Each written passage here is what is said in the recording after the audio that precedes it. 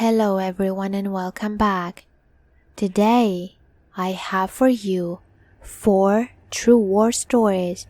I'm hosting again my good friend and amazing narrator, Nightmarish Tales. Show him some love by clicking the link below and subscribing to his channel. But for now guys, grab your flashlight and follow me into the darkness.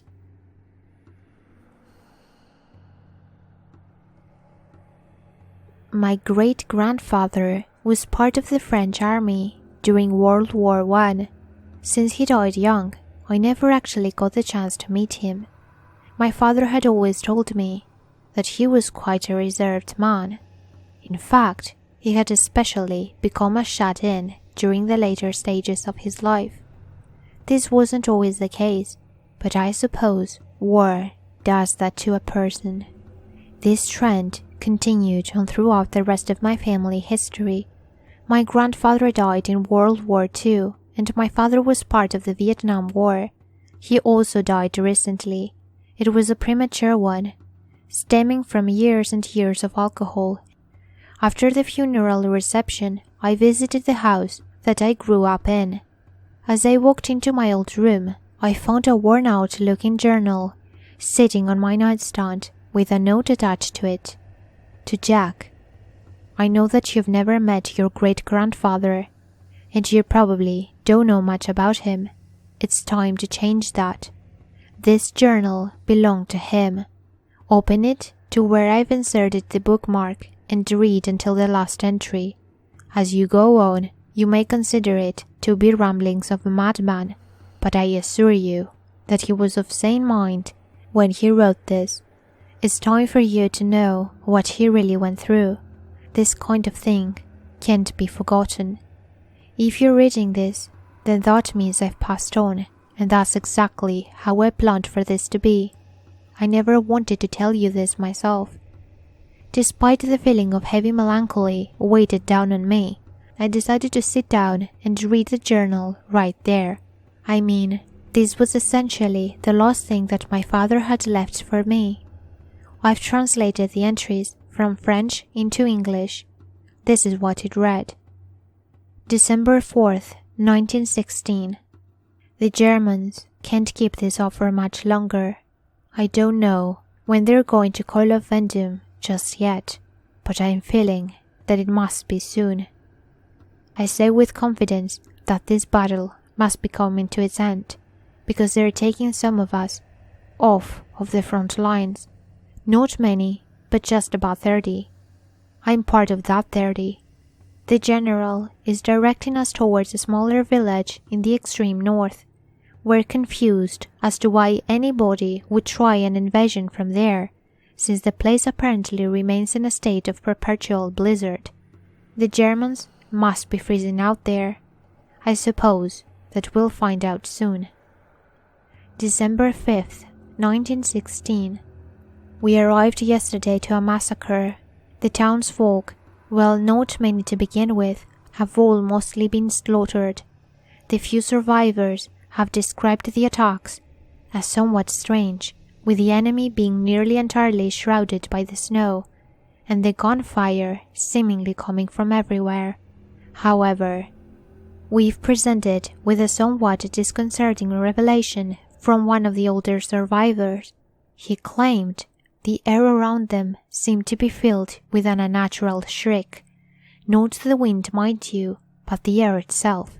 The sounds weren't traveling along, but remained stationary, as if the sources were standing right outside their homes.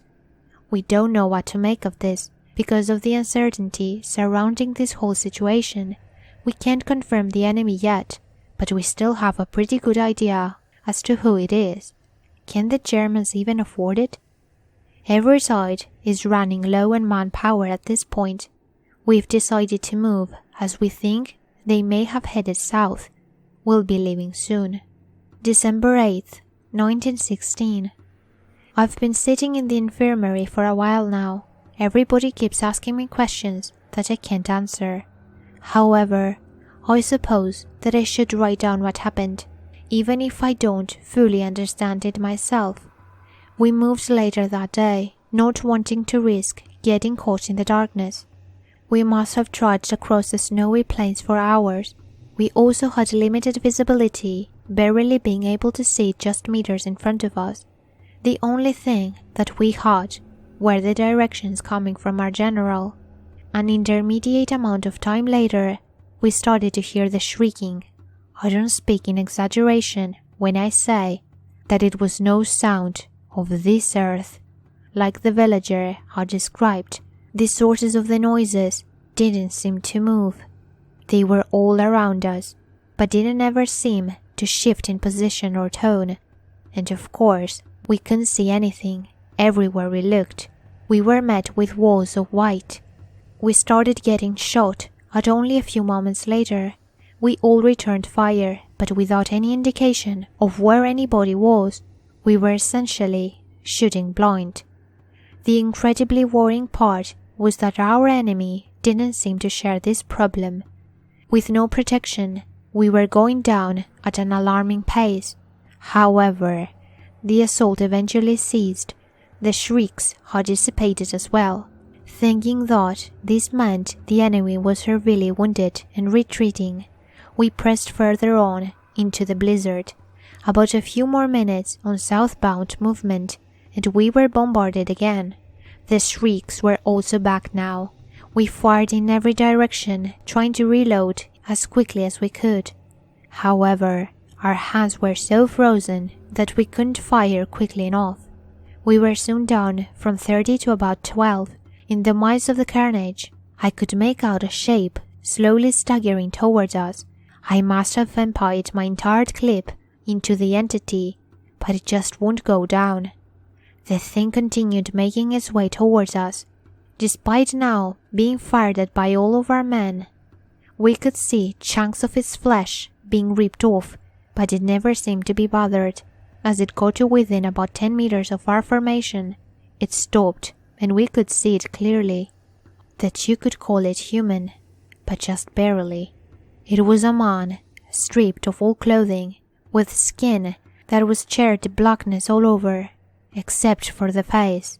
That is, his face was normal enough, save for a few bullet wounds in the temple. The man squatted down in front of us and began to grin, gesturing for us to come forward. I glanced at my fellow soldiers, and they all shared the same look of sheer terror as I probably did. At this point, the gunshots had ceased, but none of us dared to move towards the strange man. We stood there for what felt like hours before the man's grin faded and was instead replaced with an expression of sheer hatred. He opened his mouth wide and started shrieking. This time it was so loud that we all had to cover our ears. It felt like our brains would explode if we didn't. I turned away for a second, looking back to see the man running away from us at a speed that should have been too fast for any normal human. But he was obviously not a normal human. We decided to turn back that instant. There was no way in hell that abomination of humanity into whatever gruesome fate it wanted to lead us into. We went backwards, only to come across something that was definitely not there before. There were now pikes lodged into the ground, impaling German soldiers through the mouth. However, against all logic, they were still alive, flailing their arms and making desperate eye contact with us. We considered helping them, but there was really nothing we could have done. This was because the burnt man was also back, now standing at the bottom of one of the pikes. Again, he started motioning for us to come towards. I couldn't stand the sight of him, so I turned around. However, as soon as I did, the gunshots came back. I tried my best to avoid both the man and the bullets as I started running frantically through the snowy hell, trying to return back to the world that I knew. As grim as conventional warfare is, this was something else entirely. I don't know how long I ran, but eventually I found myself in another village. where I was taken in. I could not locate the rest of my team, and as shameful as it sounds, I didn't really care. I was out of there, away from the gunfire, away from the shrieks, away from that man. Eventually, I was found and put into the infirmary for treatment. I was suffering from severe hypothermia as well as 3 bullet wounds. There was only one member of my unit who made it back with me. However, he was catatonic, unable to provide the officers with any semblance of what had happened to us. It's not that I was able to fare much better. I couldn't begin to describe the events that had happened. In fact, I don't really want to think about it anymore. December 19th, 1916. I'm back in my own home now, being deemed unable to continue on in the war. I've just been informed that we won the Battle of Verdun. It's a sad victory for me. As much as I'd love to keep serving my country, I just can't risk running into that man again. You see, on my last day in the infirmary, I saw him. He was walking amongst the troops, but it was unquestionable. I'd never forget that face. He looked like a regular man, due to the fact that he seemed to have gained his skin back somehow. But I know better than that. It's all just a trick. I tried telling my superiors about it, but they won't listen. They think I'm insane. Maybe I am. But in any case, I'm not going back out there. That thing is waiting for me.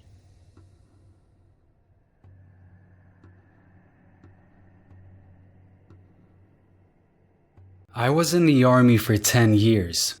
During that time, I traveled all over the world for deployments and training ops. I've seen a lot of the bad shit the world has to offer, and a lot of the good. I was an infantryman and a sniper, and during my first deployment to Iraq, I spent a lot of time sitting on rooftops or inside abandoned buildings. I would watch streets and city blocks, trying to pin down patterns of life and get a better idea of what was happening out in sector. Often, my 3-man team would get attached to a line platoon and go out on a 24 to 48 hour mission to get eyes on an intersection or building where we suspected the enemy moved. 99.9% of the time, everything went according to plan. We would either spend all day looking at nothing, we would get compromised at the break of dawn and get into a day-long gunfight. Or, if we were really lucky, we would get the drop on the bad guys and end up ambushing them. A couple of times though, things would happen that really defied logic or expectation.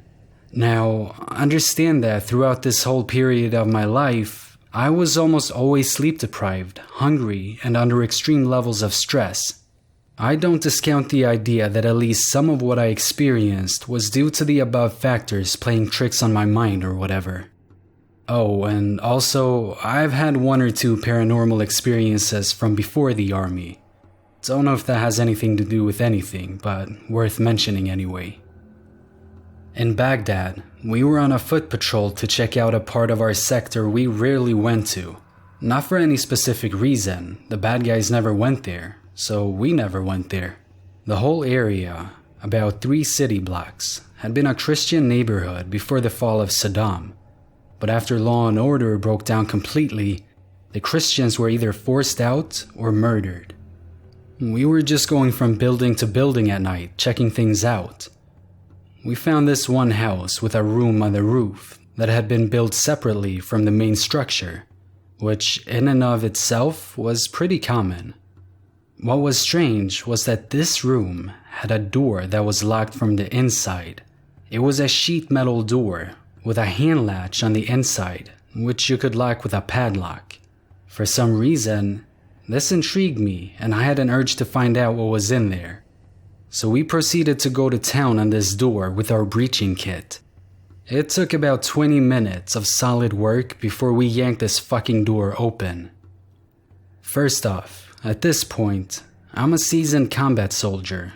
I've seen some shit and did some shit, not easily spooked. This room scared the fuck out of me as soon as we opened the door. There was a single hallway leading back to a T intersection. It was pitch black, and the smell wafting out of there was like a butcher shop. blood and raw meat, etc. My hackles are up to attention at this point, and we enter slowly and spread out to check the structure. There were several rooms, all with dried blood covering the floor, smears on the wall, and it was evident some horrific shit happened in there. The last room contained an old metal bed frame with leather restraints and wires running off to the opposite corner where a car battery sat. Also, there was an oppressive heaviness in the whole place, like the air had weight. We got the fuck out of there as quickly as we could. The strangest part was that it was locked with a padlock, and it was even deadbolted from the inside. But there was absolutely no other way out besides the door. No windows, and only one door, which was locked from the inside. We never figured that one out, but I still think about it all the time. That same night, we found another house locked from the inside. Bullet holes all over the walls and "Please God help us" written over and over on the wall in Arabic. The words were written in red ink, and I swear to God, one of these words was dripping wet red down the wall. Our interpreter said it was a bad place and we noped the fuck back to the COP as quickly as possible. Anyway, there's more strange shit I've seen, but I'm on mobile, and this is an ass pain to type up. If there's any interest, I'll share more from Afghanistan and other parts.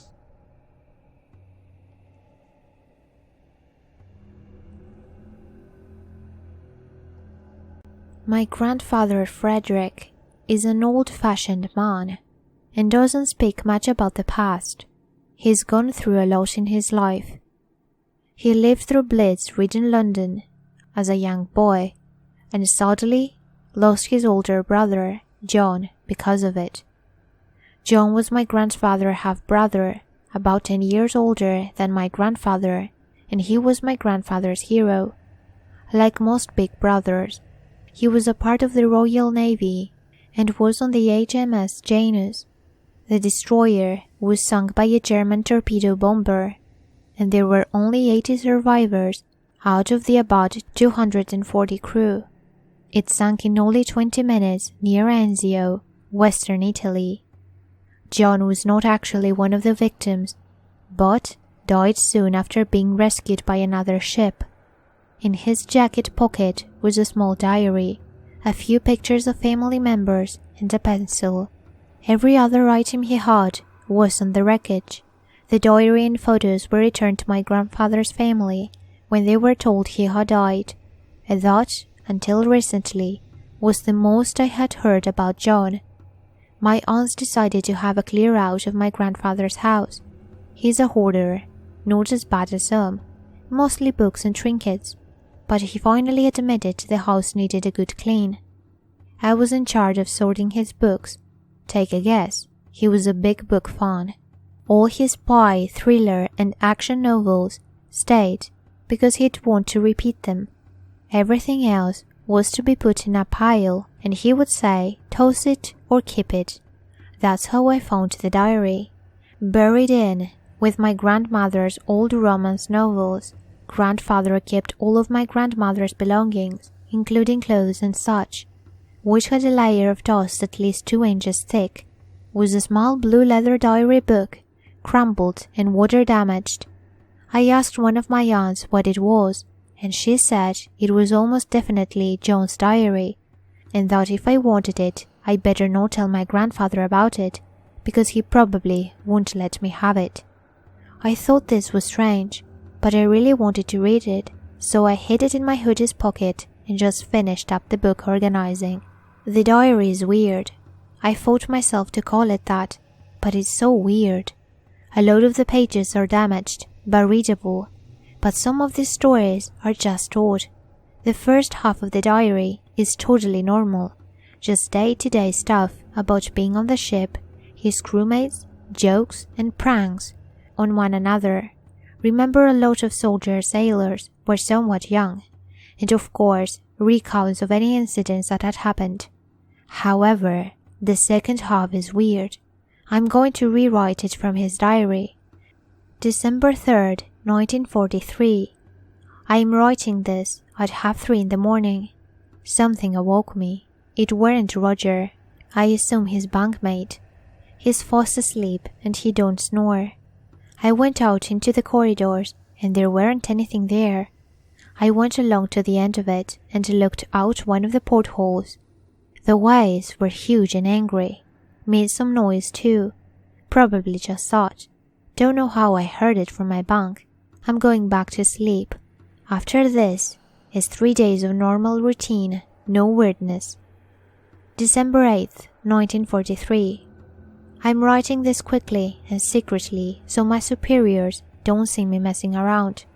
I'm on the top deck and was mopping up. I like that job. You get to watch the ocean ripple about. I was watching it as I was mopping up, and I spotted something about 200 meters away, in between each wave. I couldn't make it out with my eyes, so I grabbed Douglas' binoculars while he wasn't looking. I was looking around for a bit, trying to find whatever it was again. It was a man swimming against the waves. He wore what looked like a Navy uniform. I panicked and ran over to one of my superiors and told him man overboard. I caused a frenzy, gave the superior the binoculars, and he searched for the man. No matter where he looked, he couldn't see it anymore. The superior was furious, and my joke weren't funny. He put me in the kitchens to peel all the potatoes and clean up the pots and pans. I know I saw someone swimming. It was like he were swimming in a pool. The seas were rough that day. December 9th, 1943. I woke up again early. The same noise woke me up. I checked that porthole again. The waves were rough and there was a storm overhead. The wind drilled the glass, was quickly washed away by the waves. It was a horrid noise. Standing in that corridor in the dark was horrid too. I was about to go back to bed when I heard the tap. I looked back out of the porthole and there was a hand tapping on the glass. I hurried back to my bunk and woke up Roger. I dragged him to the porthole and told him to look and listen. He stood there with a face for 5 minutes, then grumbled and went back to bed. I haven't been able to get back to sleep. There's quite a gap here, some normal days, and then no writing at all for over 3 weeks. January 6th, 1944. Haven't wrote much, haven't had time. No one believes me, but terrible things have happened. Just before Christmas, one of our superiors, Jack, went overboard. No one is sure about what had happened. The waves were calm that day, and he wasn't too near the guardrails to slip and fall. Wasn't until one of the other superiors couldn't find Jack. Everyone was very gloomy then. Christmas was nice, having a few pieces of turkey and a few drops of gin-lifted spirits, but they were soon dropped again when one of the mates went mental. He was one of the cooks.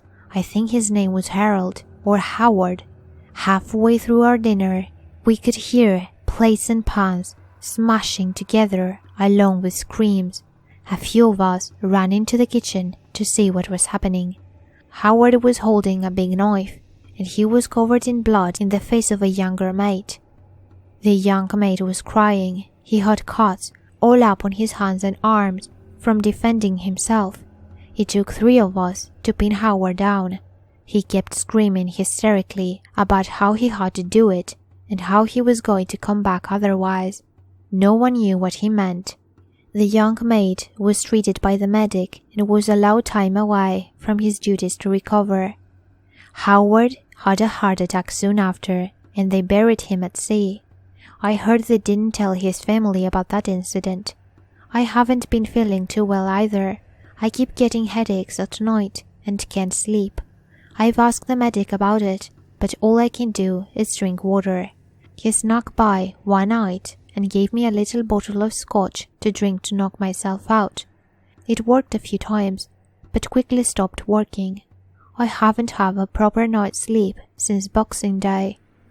January 20th, 1944. I must have ocean madness because I can't even believe what I saw no more. The sleepless nights have not ended, and I found myself reading one of my thrillers. The noises returned. I haven't heard them in a while, so I forgot about them. Near jumped out of my skin. It was the tapping from the haunt. Fingernails on glass. I didn't want to, but I found myself wandering out of my bunk to go to the porthole. I took my time, but there was nothing in the porthole. I was about to go back when I heard another noise. A dripping porthole. I was about to go back when I heard another noise. Loud, heavy drips. It weren't coming from the porthole, but along the next corridor. That corridor was dark, but I walked down it. Wish I hadn't. The portholes along the corridor only lit up every 5 feet. 4 portholes down was a man standing there. He wore some kind of uniform, one I had saw before. A navy blue jacket with gold stitching, and a white vest with gold buttons. White trousers and black boots. He was soaking wet, water pouring down his arms and jacket lapels. He breathed loudly, panting really. He lifted his arm and pointed at me. "You boy," he said in a deep, strong accent. "Why did you not help me?" I did not respond. Truthfully, I was near shitting myself. "Speak, boy." He spoke like one of those Shakespeare actors. "Sorry, sir," I said. "You better be," the man said.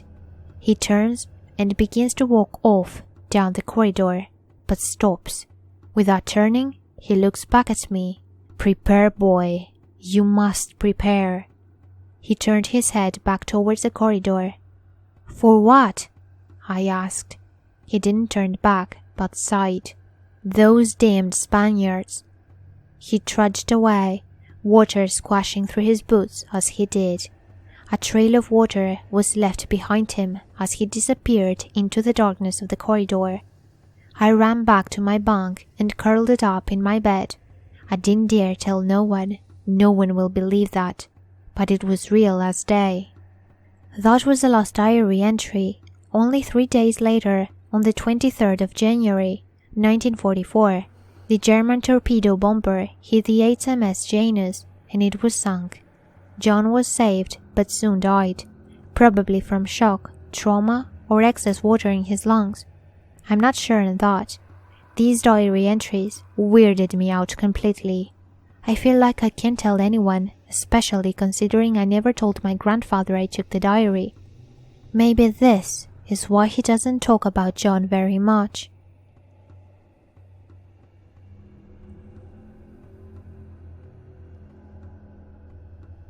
Some people die at 25 and aren't buried until 75. They say that during extreme duress, the body and mind become capable of some pretty horrific things as a means of survival. If you're the donor party, you become capable of eating others. If you're Bear Grylls, you become capable of drinking your own urine. If you're under intense stress from impending danger, you become capable of superhuman strength. One of the things they have found is that when faced with these situations, part of our will to live, if the need is great enough, shuts off the part of our brain required for reasoning, allowing us to do things most people would hope to never have to. This is a story that was retold to me by my dad years ago, that was told to him by his dad, that was told to him by his. Neither of them talk about their deployments much. Dad does more so than Grandpa, and I never met my great-grandfather, but this story has stuck with me. I don't have the exact dates, but they aren't important, so much as the premise that the mind is a powerful thing, and denial is in fact an instinct of survival. June. We made our way through the town as the German mortars came down, ducking into craters, when you heard the whistle of a shell, hoping you dove down in time. If you didn't, you won't have long to think about your mistake anyway. Chateau Thierry looked like it had been beautiful, but now it was just a pile of smashed bricks from falling death. The few people still living here were kind enough to pass some bread to us. We even traded some things for a chicken last week. We dug down at the tree line for cover and watched for any German advance. We probably won't make it, but at least the guys in town would have a heads up. Thompson took Nash and Barry to get some food for the fire and left me as a bird dog. The air is cooler here than I had expected coming over.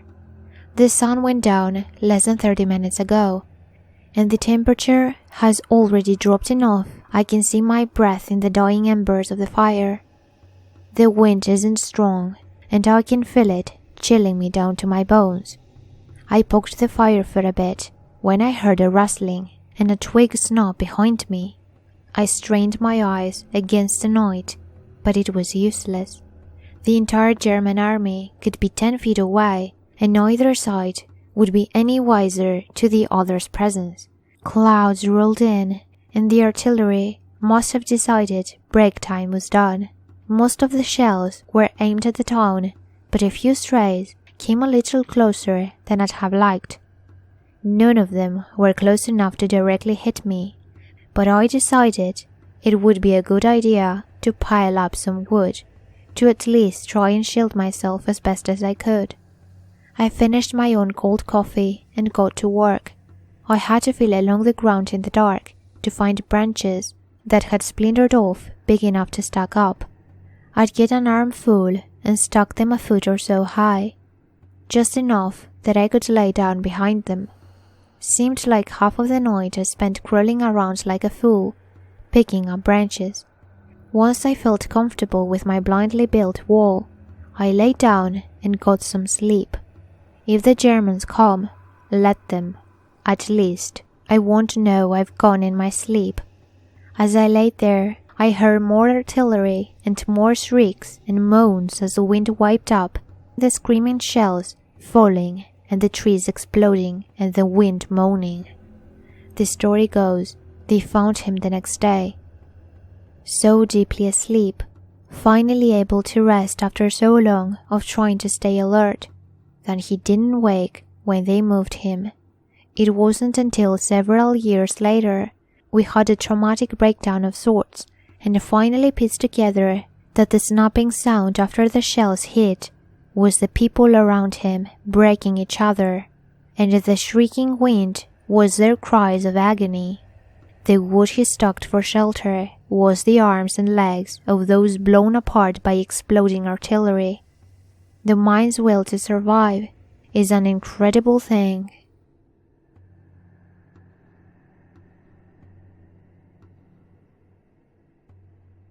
Hey there, and thank you so much for listening. If you like this video, please leave a thumbs up, and if you like my videos and want to see more, subscribe to my channel.